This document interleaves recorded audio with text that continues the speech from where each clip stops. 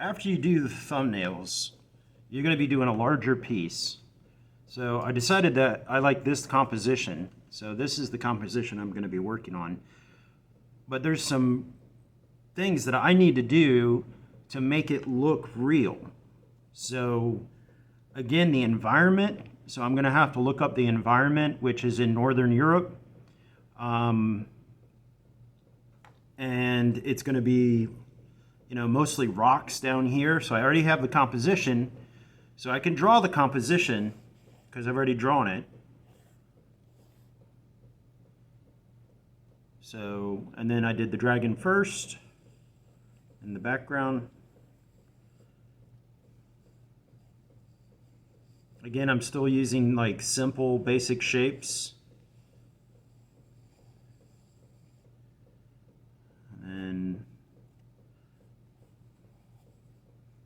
Maleficent.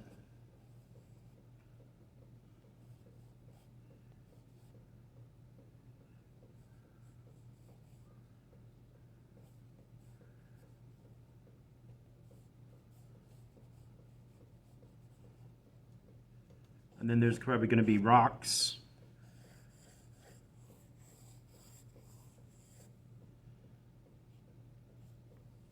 From the castle.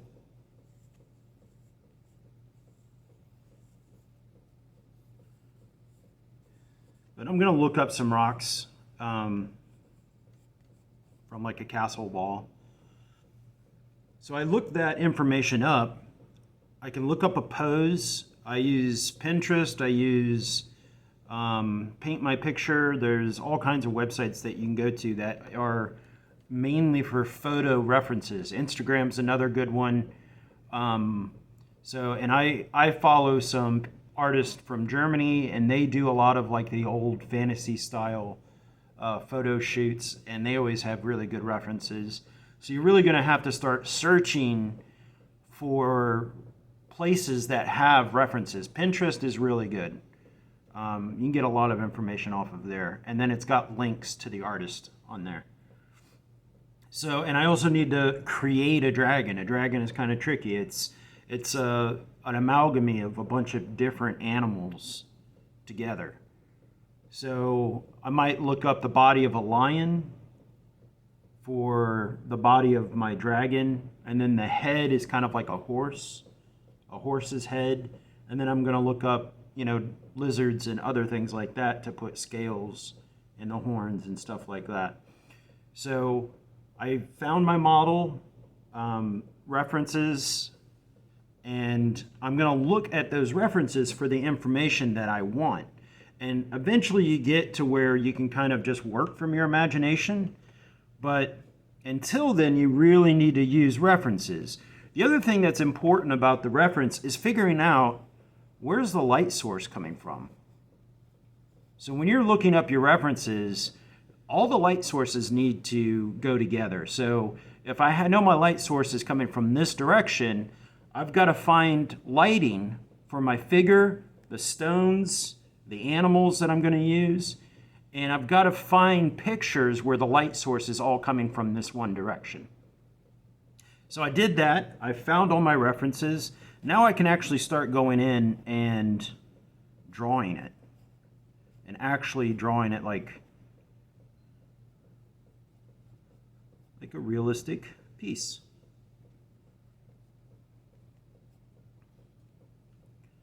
But your references are one of the most important things. Not the most. But, I mean, you're drawing people, you need to study anatomy. And the more you study anatomy, the easier it's going to be able to draw people. Especially hands. I cannot stress enough practicing drawing hands.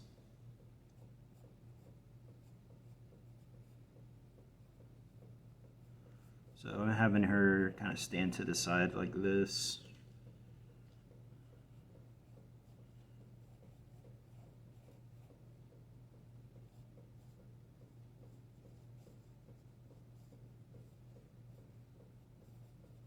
Used a bunch of different references for what her outfit will look like.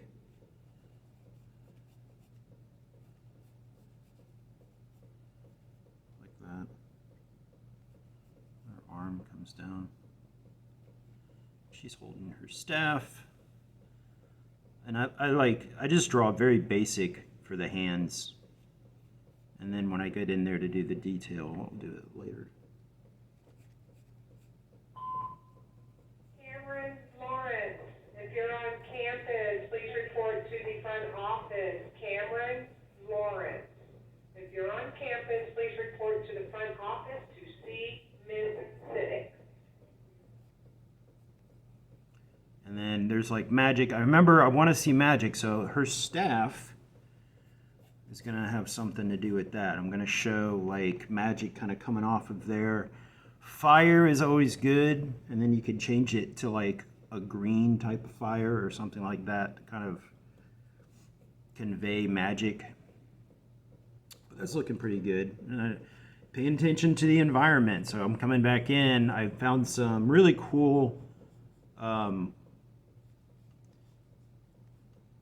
ledges for a reference, like rocks. And if you go way back, because I did a lot more research, if you go way back to Northern Europe, you have like Celtic type drawings on rocks sometimes. It's like this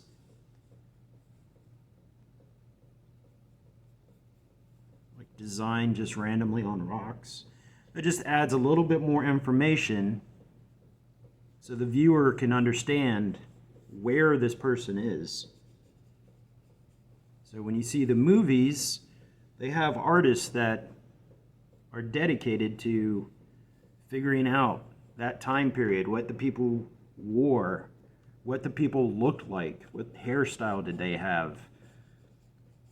I'm giving her kind of this Viking Celtic type look. I think it's just a cool look, especially for that area. So the dragon's the tricky one. It's a bunch of different animals that I'm looking at to kind of make it and create it. And practice drawing dragons, practice drawing how other people draw dragons. And then you can come up with your own, just depending on what time period and the environment. The environment's really important to understanding what a dragon looks like.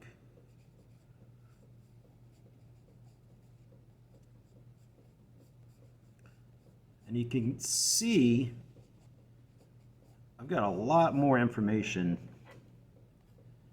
in this one because I looked up all those references and I have something to look at to draw from. He's got wings. I like using bat wings for my dragons. I think that's kind of cool.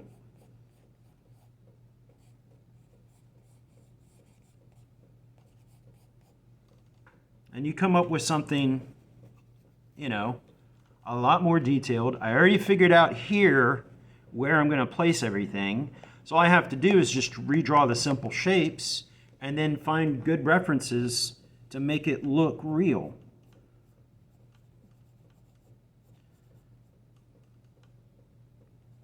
This takes practice.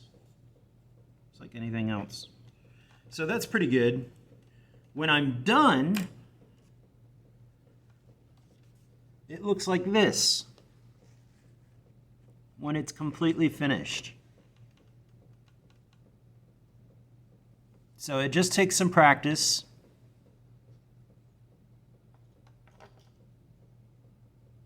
And that's pretty much the best advice I can give for creating something from your imagination and making it look real.